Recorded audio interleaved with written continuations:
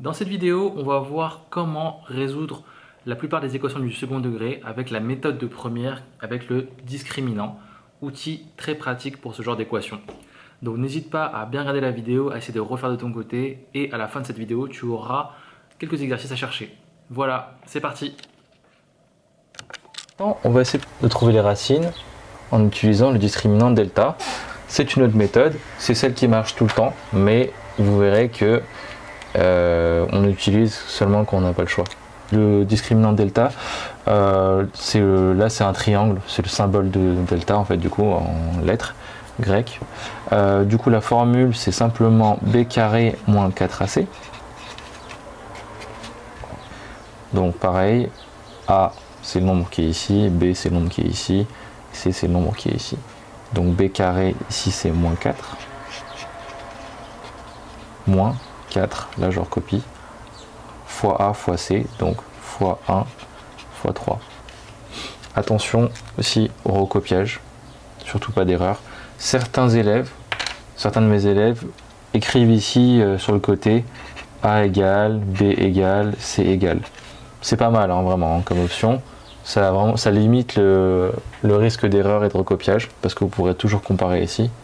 Par exemple, vous mettez 1 ici, là vous regardez ça fait moins 4 et là ça fait 3. Et là du coup vous pouvez toujours contrôler, c'est ça qui est important. Donc on fait ça, donc du coup moins 4 au carré ça fait 16, moins 4 fois 1 fois 3 ça fait moins 12, et là on obtient 4. Alors maintenant qu'on vient de trouver delta, il va falloir discuter des cas possibles. Vous avez trois cas possibles dans R, soit delta est positif, égale 0 ou négatif. Si delta est positif, strictement, hein, vous voyez, vous aurez deux racines. Si delta égale 0, vous aurez une racine. Et si delta négatif, vous aurez 0 racine. Voilà. Alors, ça, j'insiste bien sur le delta négatif, c'est 0 racine dans R.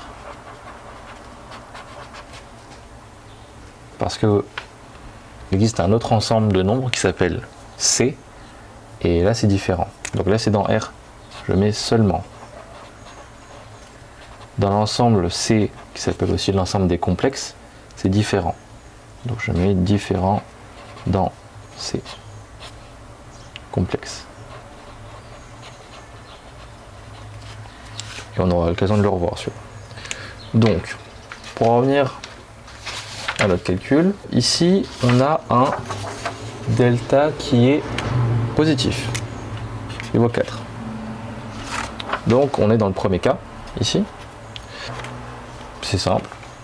Delta positif, il y a deux racines qu'on appellera x1 et x2. Alors la formule elle est très simple. Si vous la comprenez pour lui, vous aurez l'autre automatiquement. Alors, x1 égale moins b, moins racine de delta sur 2a. Les a et les b, c'est ceux que vous avez vus dans l'équation.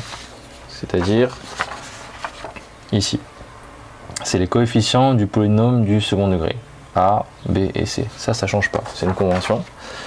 Alors, si vous avez la formule pour x1, vous en déduisez très facilement la formule pour le x2. Pourquoi? Parce que le moins qui est ici, en fait, il va changer en plus. Et le reste, tout le reste sera pareil. La seule différence réside dans ce signe-là qui va s'inverser. Donc ça fait moins b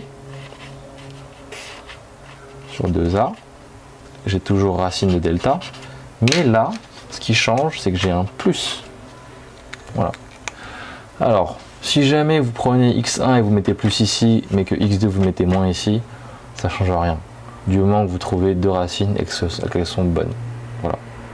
Du coup, maintenant, on va calculer x1 et x2. Donc, on rappelle que a vaut 1, b vaut moins 4. Là, j'ai moins b, donc c'est moins 4. Moins racine de delta, donc c'est racine de 4.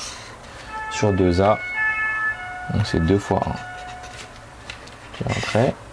Ensuite, Là c'est pareil, moins 4, plus racine de 4 sur 2 fois 1. Bon, on va réécrire ça de manière un peu plus simple quand même.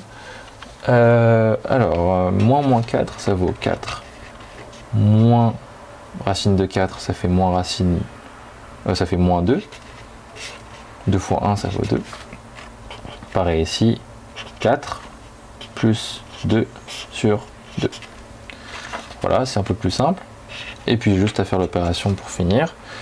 4 moins 2 sur 2, 4 moins 2 ça fait 2, le tout divisé par 2. On a 2 sur 2 et ça vaut 1. Voilà.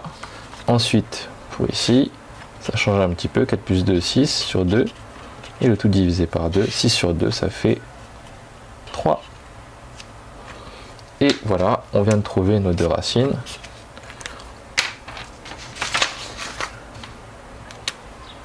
Et donc, du coup, on peut voir qu'on trouve les mêmes choses que tout à l'heure. Voilà, parce que tout à l'heure, je vous rappelle qu'on a trouvé x1 égale 1 et x2 égale 3. Là, on a trouvé la même chose, mais vous voyez bien que c'est quand même un petit peu plus long. Parce qu'il faut non seulement calculer delta, et en plus, il faut calculer les deux racines avec la formule. Donc ça fait beaucoup de formules. Déjà, une à connaître, et deux à appliquer sans faute. Donc voilà. Si vous pouvez passer par les racines évidentes, c'est plutôt bien. Certains profs ne vous l'apprennent pas parce que ils choisissent de ne pas vous le dire, mais c'est un raccourci et eux-mêmes l'utilisent. Donc vous pouvez demander à votre prof si c'est pas, si eux ils acceptent ou pas, mais la plupart des profs dans le supérieur l'acceptent. Bah, ils considèrent que c'est de l'acquis quoi du coup, donc vous avez le droit de l'utiliser. Maintenant, on n'a pas parlé du cas où delta est égal à 0, donc pour ça, en fait, il n'y a pas besoin d'apprendre grand chose. Déjà, je vous avais dit qu'en fait, la formule pour quand delta était positif, x en fait, il y avait deux racines, x1 et x2, et la seule différence entre ces deux racines, c'était qu'il y avait un coup c'était plus et pour l'autre c'était moins. Voilà. Et bien en fait, en connaissant cette formule-là, vous allez trouver facilement celle-là. Donc il n'y a pas grand chose à apprendre par cœur en fait. Vous savez qu'ici, sur cette ligne-là, delta égale à 0. Ben, il suffit juste de reprendre cette formule-là avec delta égale à 0.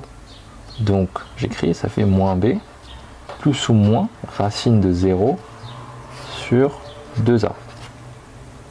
Ouais, ben, vous allez me dire on est bien avancé là du coup, mais qu'est-ce qu'on fait? Et bien on continue un petit peu. Égal. Donc là c'est moins b, plus ou moins racine de 0, ça fait rien du tout, ça fait 0, plus ou moins 0, sur 2a. Moins b plus ou moins 0, ça fait moins b, sur 2a. Et voilà la formule pour trouver la racine dans le cas où delta égale à 0.